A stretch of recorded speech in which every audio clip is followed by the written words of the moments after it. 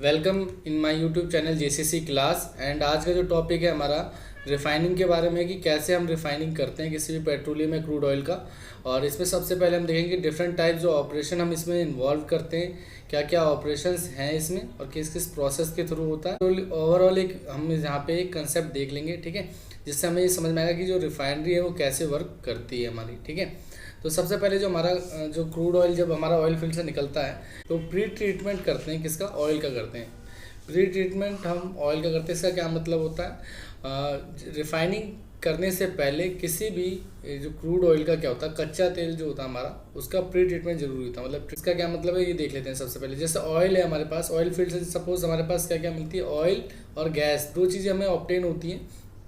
Generally जो gas होती है उसको कंप्रेस करके एज ए नेचुरल गैसेस के रूप में हम स्टोर करके हीटिंग पर्पज़ के लिए यूज़ कर लेते हैं, यहाँ पे इंडस्ट्रियल डोमेस्टिक के काम आता है। एंड जो हमारे पास पेट्रोलियम ऑयल रह जाता है ठीक है, इसमें क्या कुछ इम्प्योरिटीज़ हमारी होती है, जैसे लाइक वाटर, सेडिमेंट, सॉल्ट्स और सम डिजॉल्व गैसेज। ये कुछ हमारी इम्प्योरिटीज़ इसमें प्रेजेंट होती है किसमें, पेट्रोलियम ऑयल में, जिसको हमें रिमूव करना होता है। इसी के लिए हमें किसकी ज़रूरत होती है, प्री ट्रीटमेंट की ज़रूरत होती है, ठीक है। सपोज किस तरीके से करते हैं, इन प्रोसेस को क्या बोलते हैं वो हम सबसे पहले देखेंगे। देन हमारा जो पेट्रोलियम ऑयल होता है उसमें हमारे कुछ डिजॉल्व गैसेस होते हैं और इसको रिमूव करना हमारा क्या कहलाता है, प्रोसेस स्टेबलाइजेशन कहलाता है। तो removing the dissolve gases from the petroleum is known as a stabilization. किसी भी पेट्रोलियम ऑयल से जो डिजॉल्व गैसेस हम रिमूव करते हैं उस प्रोसेस को हम स्टेबलाइजेशन बोलते हैं।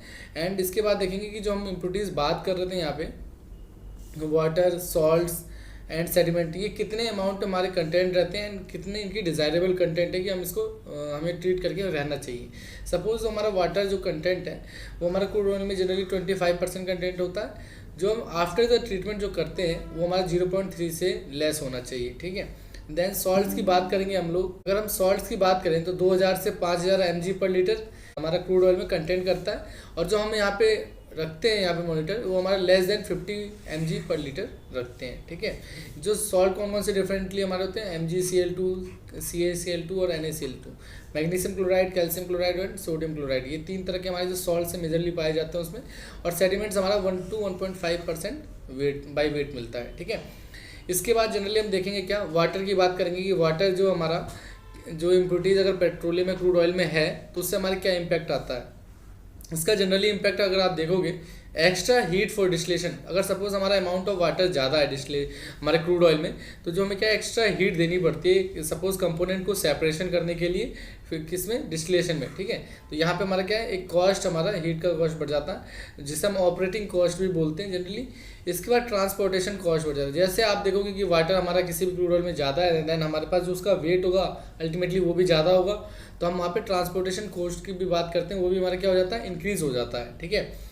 इसके बाद सॉल्ट जो होता है हमारा क्या फॉर्म करता है, स्केलिंग फॉर्म करता है, कोरोजन फॉर्म करता है एंड हीट ट्रांसफर कोएफिशिएंट क्या करता है, रिड्यूस करता है। ये जो सॉल्ट हमारा अगर किसी क्रूड ऑयल में सॉल्ट कंटेंट ज़्यादा रह जाता है तो scaling, corrosion and heat transfer coefficient को रिड्यूस करने में हमारा रिस्पॉन्सिबल होता है। इसके बाद सेडिमेंट देखते हैं। सेडिमेंट हमारे कौन से क्या होता है, हमारा इरोजन होता है, इरोजन एंड स्केलिंग होती है, ठीक है।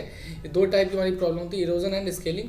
इसके बाद हम देखेंगे सेपरेशन जो करते हैं। जनरली हम जो बात कर रहे हैं यहाँ पे रिफाइनरी पे हमारी प्री ट्रीटमेंट की बात कर रहे थे, जिसमें हमने देखा था वाटर, हमारे सॉल्ट एंड हमारा सेडिमेंट्स की बात करते हैं, ठीक है। ये जो जनरली हमने तीन कंपोनेंट देखे, इससे हमारे किस तरह की प्रॉब्लम राइज होती है या होती है जनरली किसी भी रिफाइनरी में, तो इसको रिमूव कैसे किया जाता है, सेपरेशन कैसे किया जाता है। इसको जनरली दो मेथड से हम सेपरेशन करते हैं। एक जो मेथड होता है हमारा होता है मैकेनिकल मेथड, ठीक है। फर्स्ट जो आप देखोगे यहाँ पे मैकेनिकल मेथड, इसमें कौन कौन से ऑपरेशन एम्प्लॉयड होते हैं, मतलब कौन कौन से ऑपरेशन हमारे यहाँ पे इंक्लूडेड है, सेंट्रीफ्यूजिंग, फिल्ट्रेशन, और इसमें एक सेटलिंग करते हैं। सेटलिंग कैसे करते हैं, सपोज कोई भी जो हमारा क्रूड ऑयल है उसको हीट करते हैं 120 से 60 डिग्री सेल्सियस तक, एंड कितने प्रेशर पे, 6 to 8 प्रेशर पे, देन उसको सेटल करते हैं। तो ये हमारे मैकेनिकल मेथड से हम क्या करते हैं, सेपरेशन करते हैं किसी भी हमारे जो प्री ट्रीटमेंट में जो हमारी इम्प्योरिटीज़ थी उसको। एंड देन फिजियोकेमिकल मेथड में क्या करते हैं, as a emulsion breaker use करते हैं हम। इमल्सन ब्रेकर आर एडेड, किसमें, क्रूड पेट्रोलियम में हम इमल्सन ब्रेकर ऐड करते हैं, ठीक है, और उससे हम उसका सेपरेशन करते हैं। लेकिन इसके कुछ हमारे डिसएडवांटेज है और कुछ हमारी प्रॉब्लम फेस करनी पड़ती क्या, जैसे जो हमारा इमल्सन ब्रेकर वो कॉस्टली होता है, ये कोरोजन को एनहेंस करता है, ठीक है, ये स्लज फॉर्मेशन को बढ़ावा देता है, ठीक है, इन सब चीज़ों को हम यहाँ पे इसके साथ प्रॉब्लम फेस करते हैं। इसके बाद जब अगर आप देखोगे जो वाटर को रिमूव करने का जो मेथड है उसकी बात करेंगे हम, डिहाइड्रेशन ऑफ क्रूड ऑयल की बात करते हैं। डिहाइड्रेशन ऑफ क्रूड ऑयल का क्या मतलब है, इस प्रोसेस में क्या करते हैं, separate the water from the crude oil with the help of dehydrator. Dehydrator की मदद से हम क्या करते हैं, वाटर को रिमूव करते हैं, कहाँ से, क्रूड ऑयल से रिमूव करते हैं। इसको हम क्या बोलते हैं, डिहाइड्रेशन प्रोसेस बोलते हैं। और जनरली इसमें जो टेम्परेचर हम मेंटेन करते हैं 80 से 95 डिग्रीज करते हैं, 80 से 95 डिग्री सेल्सियस, एंड प्रेशर जो है हमारा 5.5 से 6.8 ATM तक मेंटेन करते हैं।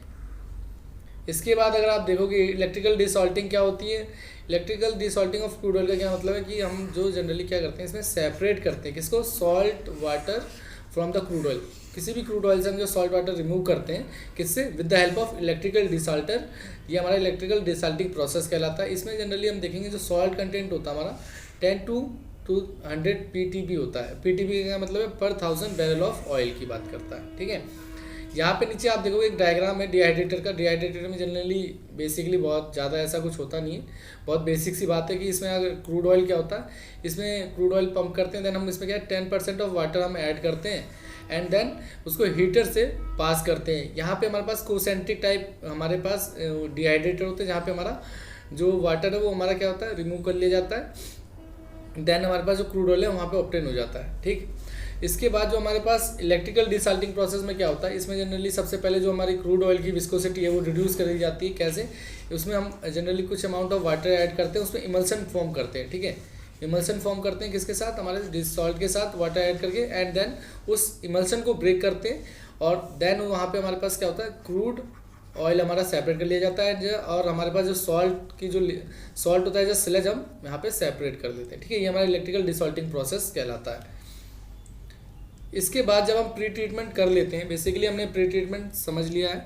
इसके बाद जब हम पेट्रोलियम रिफाइनिंग ऑपरेशन की बात करते हैं, इसमें कौन कौन से जो ऑपरेशन है इन्वॉल्व होते हैं। अगर ओवरऑल हम रिफाइनरी की बात करें कि कैसे हमारा कोई भी जो क्रूड ऑयल है कैसे एज अ डिज़ायर्ड प्रोडक्ट में चेंज हो रहा है, उसकी प्रोसेस की बात करते हैं हम लोग। सबसे पहले अगर देखा जाए कि डिस्टिलेशन जो प्रोसेस होता है या फ्रैक्शनेशन जो एम्प्लॉय किया जाता है किसी भी रिफाइनरी में, उससे क्या होता है, सेपरेट करता है हाइड्रोकार्बन्स को इनटू ग्रुप्स में, डिफरेंट हाइड्रोकार्बन ग्रुप में वो सेपरेट करता है, जिसको हम प्रोडक्ट, हमारे प्रोडक्ट यहाँ से ऑब्टेन होते हैं। ये जो प्रोडक्ट हमें ऑब्टेन होते हैं इसको क्या करते हैं, converted into the more usable product. जो भी प्रोडक्ट हमें यहाँ से ऑब्टेन होता है उसको कन्वर्ट करते हैं मोर यूजेबल, मतलब उसको हम ट्रांसफॉर्म करते हैं कैसे, by changing the size and structure of the hydrocarbon molecule. जो प्रोडक्ट हमें ऑब्टेन हुआ था डिस्टिलेशन और फ्रैक्शनेशन करने की वजह से, उसमें हम क्या करते हैं कि किसके हाइड्रोकार्बन के साइज और स्ट्रक्चर में चेंज करते हैं। कोई भी हाइड्रोकार्बन जो मॉलिक्यूल है उसके साइज और स्ट्रक्चर में चेंज करते हैं। किस प्रोसेस के हाथ से, क्रैकिंग करते हैं, यहाँ पे हम रिफॉर्मिंग करते हैं एंड अदर कन्वर्जन प्रोसेस है, ये हमारे एम्प्लॉयड होते हैं, जिससे हम क्या करते हैं, कन्वर्टेड प्रोडक्ट बनाते हैं। क्या बनाते हैं, कन्वर्टेड प्रोडक्ट। एंड इस कन्वर्टेड प्रोडक्ट में हमारे कुछ अनडिजायरेबल कंटामिनेंट्स हमारे ऐड हो जाते हैं, तो इसको रिमूव करने के लिए, ठीक है, अनडिजायरेबल कंस्टिट्यूएंट्स रिमूव करने के लिए, इम्प्रूव करने के लिए प्रोडक्ट क्वालिटी को हम किस प्रोसेस का हेल्प करते हैं, extraction process, hydro treating process and sweetening process का यूज़ करते हैं। बेसिकली इस तरीके से हमारी प्रोसेस हमारी रिफाइनरी में चलती हैं। एंड इन सभी चीज़ों के लिए कौन कौन से हम प्रोसेस एम्प्लॉय करते हैं वो हम यहाँ पे ब्रीफली थोड़ा सा देखेंगे, ठीक है। जनरली अगर हम देखें जो पेट्रोलियम रिफाइनिंग ऑपरेशन है, मतलब किसी भी पेट्रोलियम इंडस्ट्री में जो रिफाइनिंग हो रही है हमारी, उसको बेसिकली 5 एरियो में डिवाइड किया जाता है। ये 5 एरिया कौन कौन से हैं, फ्रैक्शनेशन जो फर्स्ट आता है, फ्रैक्शनेशन जब हम डिस्टिलेशन की बात करते हैं, कन्वर्जन, ट्रीटमेंट, ठीक है, इसके बाद फॉर्मुलेटिंग एंड ब्लेंडिंग, उसके बाद अदर रिफाइनिंग ऑपरेशन की बात करते हैं। ये बेसिकली हमारे पास 5 तरह के प्रोसेस हैं और इन 5 प्रोसेस में ही हमारी पूरी रिफाइनरी इसमें इंक्लूडेड होती है। तो सबसे पहले हम जो देखेंगे इसमें फ्रैक्शनेशन क्या होता है। फ्रैक्शनेशन में हमारा क्या होता है, सेपरेशन ऑफ क्रूड ऑयल होता है into groups of hydrocarbon compound of differing the boiling point ranges called the fraction और कट, ठीक है। इसमें जनरली क्या होता है, सेपरेशन कर रहे हैं किसका, क्रूड ऑयल का कर रहे हैं, किसमें कर रहे हैं, ग्रुप्स ऑफ हाइड्रोकार्बन में कंपाउंड में कर रहे हैं। किस बेसिस पे करते हैं, बॉइलिंग पॉइंट हमारा डिफरेंस होता है, और ये बॉइलिंग पॉइंट डिफरेंस पे जो हमारे और जो हमें प्रोडक्ट ऑब्टेन हो रहा है इसको हम क्या बोलते हैं, फ्रैक्शंस बोलते हैं या तो कट्स बोलते हैं। ठीक है, ये ध्यान रखेंगे आप लोग, फ्रैक्शन या कट बोलते हैं। यहाँ पे जो डिस्टिलेशन हमारे होते हैं दो तरीके से होते हैं, एक होता है हमारा एटमॉस्फेरिक डिस्टिलेशन एंड सेकंड क्या होता है, वैक्यूम डिस्टिलेशन होता है। एटमॉस्फेरिक डिस्टिलेशन में क्या होता है, एटमॉस्फेरिक प्रेशर पे करते हैं हम इसको। वैक्यूम डिस्टिलेशन में क्या करते हैं, जो हमारे डिस्टिलेशन कॉलम का प्रेशर है वो हम बिलो द एटमॉस्फेरिक प्रेशर रखते हैं, तो वैक्यूम में मेंटेन करते हैं। इसके बाद अगर हम देखते हैं कन्वर्जन प्रोसेस क्या होता है, कन्वर्जन में हम बेसिकली क्या एम्प्लॉय करते हैं कि हमने देखा भी था कि इसमें क्या करते हैं, किसी भी फ्रैक्शनेशन से जो प्रोडक्ट मिलता है उसको हम क्या करते हैं और मोर यूजेबल प्रोडक्ट में चेंज करते हैं, उसको ट्रांसफॉर्म करते हैं। कैसे चेंज करते हैं, उसके साइज में, स्ट्रक्चर में, किसके, हाइड्रोकार्बन के मॉलिक्यूल्स, जो भी हमारे हाइड्रोकार्बन के मॉलिक्यूल्स है उसके साइज और स्ट्रक्चर में चेंज करते हैं। किस प्रोसेस से करते हैं, हम यहाँ पे जनरली देखोगे आप 3 प्रोसेस से करते हैं। ठीक है, ये आप लोग याद भी रखोगे, डिकम्पोजिशन से करते हैं, यूनिफिकेशन से करते हैं और रीअरेंजिंग। इसका क्या मतलब है, डिकम्पोजिशन का मतलब होता है डिवाइडिंग।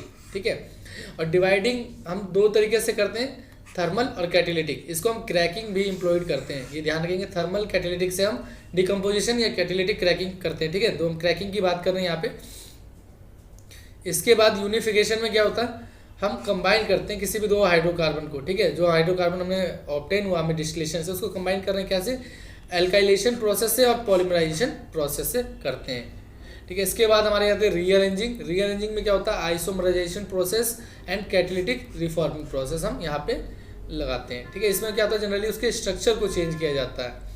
इसके बाद जो हमारा थर्ड प्रोसेस था वो था हमारा ट्रीटमेंट प्रोसेस था। ट्रीटमेंट में क्या करता है, जो हमने मोर यूजेबल प्रोडक्ट जो हमने बनाया उसमें कुछ हमारी एडिशनल इम्प्योरिटीज़ या कंस्टिट्यूएंट हमारी क्वालिटी इंप्रूव करना होता है, उसके लिए हम ट्रीटमेंट एम्प्लॉय करते हैं। ठीक है, यहाँ पे क्या होता है, प्रिपेयर करते हैं for the additional processing and finish product. हम एडिशनल प्रोसेसिंग के लिए फिनिश प्रोडक्ट यहाँ से तैयार करते हैं। जनरली इसमें क्या काम होता है, सेपरेशन और रिमूवल ऑफ, किसका रिमूवल करते हैं, एरोमेटिक्स और नेफ्थिन का रिमूव करते हैं एंड अनडिजायरेबल इम्प्योरिटीज़ को रिमूव करते हैं इस प्रोसेस से।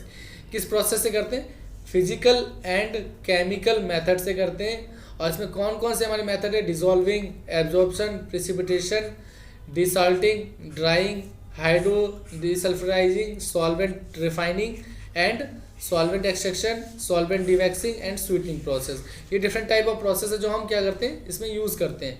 एंड देन फॉर्मेल्टिंग एंड ब्लेंडिंग का क्या मतलब है कि इसमें क्या डिफरेंट हाइड्रोकार्बन फ्रैक्शंस को कंबाइन किया जाता है, जिसमें हम क्या कह सकते हैं, mixing of and combining of hydrocarbon fraction को। ठीक है, जैसे हमारे एडिटिव्स होते हैं, ठीक है, other component to produce the finish product. Finish product बनाने के लिए हम क्या करते हैं, मिक्सिंग और कंबाइनिंग ऑफ हाइड्रोकार्बन फ्रैक्शन की करते हैं। देन इसके बाद हम अदर रिफाइनिंग ऑपरेशन की बात करें, जो इन सभी ऑपरेशन से हटके जो होते हैं, जिसमें हम क्या करते हैं, लाइट एंड रिकवरी करते हैं। हमारा इस सेक्शन का जो मेनली जो काम होता है वो रिकवरी का काम होता है। जैसे हम यहाँ पे क्या करते हैं, वेस्ट वाटर ट्रीटमेंट आपने देखा होगा, जो भी वाटर हम प्रोसेस में यूज़ करते हैं उसको रिकवर करना, solid waste, hydrogen production, sulphur recovery, acid and tail gas treatment. तो ऐसे और भी हमारे प्रोसेस होते हैं। तो ये सब जो प्रोसेस हैं आप लोगों ने जो ब्रीफली अभी देखा था बिल्कुल शॉर्ट, ये ओवरऑल हमारे क्या रिफाइनरी के प्रोसेस को एक्सप्लेन करते हैं 1 बाय 1 एंड किस तरीके से हमारी जो रिफाइनरी है क्रूड ऑयल को प्री ट्रीटमेंट से लेके फाइनली प्रोडक्ट तक किस तरीके के प्रोसेस एम्प्लॉय करते हैं, कौन कौन से हमारे प्रोसेस रिक्वायर्ड होते हैं वो हमने देखा। ठीक है, और आई होप आप सभी को ये चीज़ें समझ में आई होगी। Thank you so much video देखने के लिए आप सभी का।